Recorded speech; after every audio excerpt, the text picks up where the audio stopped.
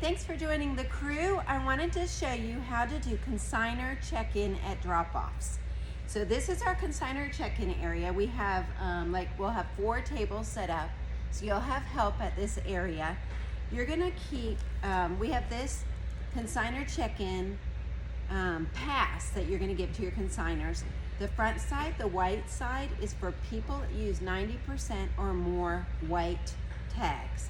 And the reverse is colored, all people who use 90% or more, or less than 90% white, meaning mostly they use color tags on their items. You're gonna write their name on the colored, the yellow side of this pass. So you just write with an expo the consignor's name across the top, and then erase it with a dry erase after they've taken a photo of it. So you write their name, they take a picture of it, this is their pass. If they white tagged, they also get a white tag charity donation receipt. And the way that works, if they ask, is they do it just like they do a charity receipt for Goodwill. They just fill in their name, address, the date they did the donation, which is anytime during the sale, I don't care, what their donation was, and an estimated value. They can estimate that value at anything they want. I think that it has to be under $500 unless they have an audited assessment of value. So whatever they think their donation amount was, they fill that in, they save this in their tax file, and they submit it. We have nothing to do with that. We don't declare it for them. They do that. So that's how that works. The consignor needs to give you their confirmation email or show it to you on their phone. Be sure it says the correct month, and season and sale. So they might have accidentally signed up for one of our other events. So if it's Kids Everywhere, they might have signed up for Everything Else sale or Boutique Bash. You want to make sure it says Kids Everywhere and that it says the correct month. So like right now we're in the midst of our March Kids Everywhere sale. Maybe it's when you're watching this, it's our September Kids Everywhere sale. You want to make sure that pass said March Kids Everywhere or September Kids Everywhere, the appropriate month and sale, or August Boutique Bash, or October or May Everything Else sale, whatever the month and sale is of the event that you're doing check-in for, should be on their pass. If it's not, or if they can't find their pass, they can check their email by their consignor code, and that's the easiest way to search for their pass in their email. But if they don't have it, they need to step to the side of these tables so they're not blocking your table and register again. And we'll put a QR code for them to for quick access to our registration at your table so that they can register super quickly and then come back to you and show you their confirmation to show that they registered properly, okay?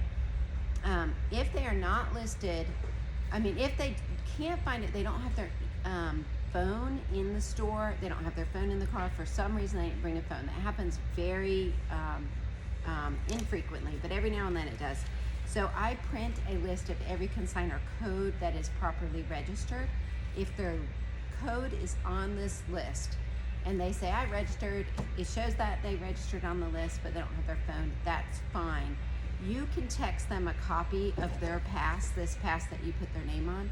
You could text it to them for me, and that'd be great because they need that to shop. So if they don't have a phone and they didn't bring one, they left it at home charging or something, please write their name, text them yourself a picture of their pass, and check that their code was on the list, and that'll be sufficient. That doesn't happen very often, but every now and then we want to cover our bases. And then if they have, ask them, do you have any $25 and up high-end items? Do you have any large, hard to move or cumbersome items that would be difficult to get through the line if the customer is purchasing a lot of items? If they say yes, then they go straight across from here to claim tickets. There's a big poster that says claim tickets. We'll have a crew member there to help them fill out those claim tickets, and they need to attach a claim ticket to their item. Any claim ticketed diaper bags, at Everything Else in Boutique Bash, we have claim ticketed high-end purses, claim ticketed baby carriers and slings that might be $25 and up. They get left there at claim ticket check-in. All the other claim ticketed items the large items they can put out on the floor once they've claim ticketed them and showed them to the crew member.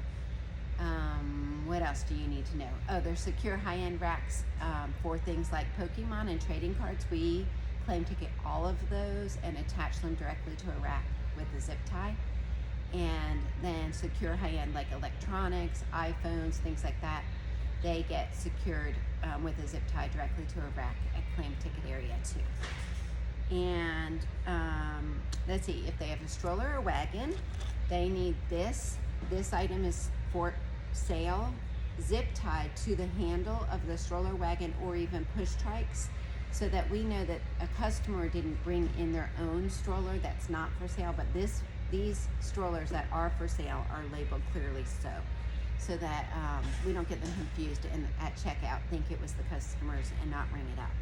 So we want to make sure we ring up every every consignor stroller, push trike, or wagon. So these go on the handles of them. You're going to zip tie it. I have zip ties right here. You're going to zip tie it such that it can't slide down the handle, but it won't ruin the handle's foam by being too tight, okay? And one last thing, I think, if they have a car seat, you want them to write the expiration date with a red medium Sharpie on the car seat's tag. And if it has a base, they need to check if the base has a different expiration date and write it on a tag on the base as well. If they didn't tag the base, they could put blue tape, painter's tape on the base and write the expiration for the base on that. And we have blue painter's tape here at your station. We also have supplies for sale. They're in a gray bin right here. Let's see. And the price is on the bin. The zip ties are $2 for 100. There's stickers, $2 for 10 sheets. And there's cardstock in packets, $2 for 20 sheets. So they're all counted out for you already. And if it's slow at your station, you can ask me if I have more that you need to count out, so you have something to do. And also we usually have hangers that need to be sorted by type that you can do if it's super slow. It's not typically slow, but sometimes there's a little bit of lull in the middle of the longer drop-up periods where you can help with something like that as well. So that's how to sell supplies. Ask me for change for them. And that's how to do consignor check-in for Kids Everywhere. Thanks so much.